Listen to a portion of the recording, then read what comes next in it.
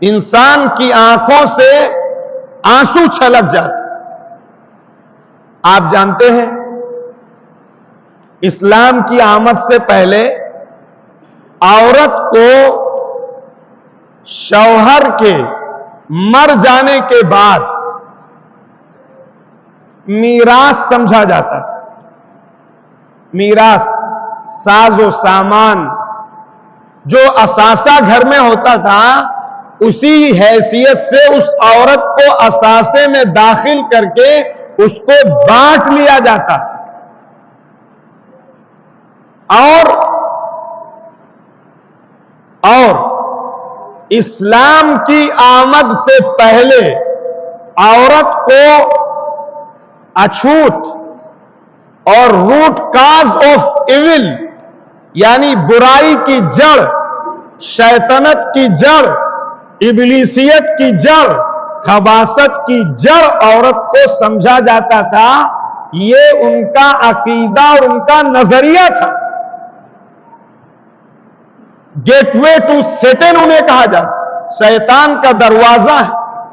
اور آپ دیکھیں گے جو تاریخ ہے اسلام سے پہلے، ہم سب کے آقا تاجدار بطحا احمد مجتبی محمد الرسول اللہ صلی اللہ علیہ وسلم کی آمد سے پہلے کی تو ایسے درندہ صفت انسان تھے کہ حاملہ عورت جس کے شکم میں بچہ ہو، وہ ایسے جاہل گنوار تھے کہ اگر ان میں سے کوئی شخص کہتا کہ اس کے پیٹ میں بچہ ہے، یا کوئی کہتا کہ نہیں اس کے پیٹ میں بچی ہے، اور وہ اسے پیٹ چیر کے چیک کر لیا کرتے۔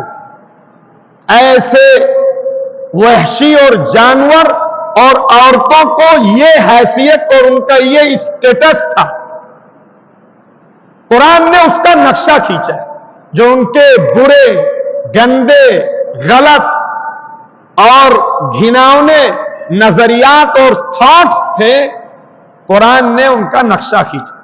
قرآن نے کہا وَإِذَا بُشِّرَ أَحَدُهُمْ بِالْأُنثَىٰ ظَلَّ وَجْهُهُ مُسْوَدًّا وَهُوَ كَظِيمٌ يَتَوَارَىٰ مِنَ الْقَوْمِ مِنْ سُوءِ مَا بُشِّرَ بِهِ أَيُمْسِكُهُ عَلَىٰ هُونٍ أَمْ يَدُسُّهُ فِي التُّرَابِ۔ سنیے آپ اور جانیے اپنی تاریخ۔ ہماری مائیں بہنیں ہماری بات کو سن رہی ہوں گی، ان کے دل و دماغ میں اسلام کے تعلق سے کیچڑ بھرا جا رہا ہے، ان کے دل و دماغ میں اسلام کے تعلق سے ڈاؤٹس اور سسپیشنز اور شکوک و شبہات انجیکٹ کیے جا رہے ہیں۔ آپ جان لیجئے اسلام کی تاریخ سے پہلے، اسلام کی تعلیمات سے پہلے، اسلام میں عورتوں کے مقام کو بیان کرنے سے پہلے ان کا کیا حال تھا۔ ہمارے اپنے ملک کے اندر، ہماری اپنی کنٹری کے اندر یہ ریت اور یہ کسٹم تھا، یہ رواج تھا کہ جب شوہر مر جاتا تھا، شوہر کی چتا جلائی جاتی تھی اور اسی کی چتا کے ساتھ اس کی بیوی کو زندہ جلا دیا جاتا۔ وہ چیختی اور چلاتی تھی۔ کون ہے جس کے شوہر کے مر جانے کے بعد اس عورت کو کیا دھرتی پہ جینے کا حق نہیں ہے، جینے کا ادھیکار نہیں ہے؟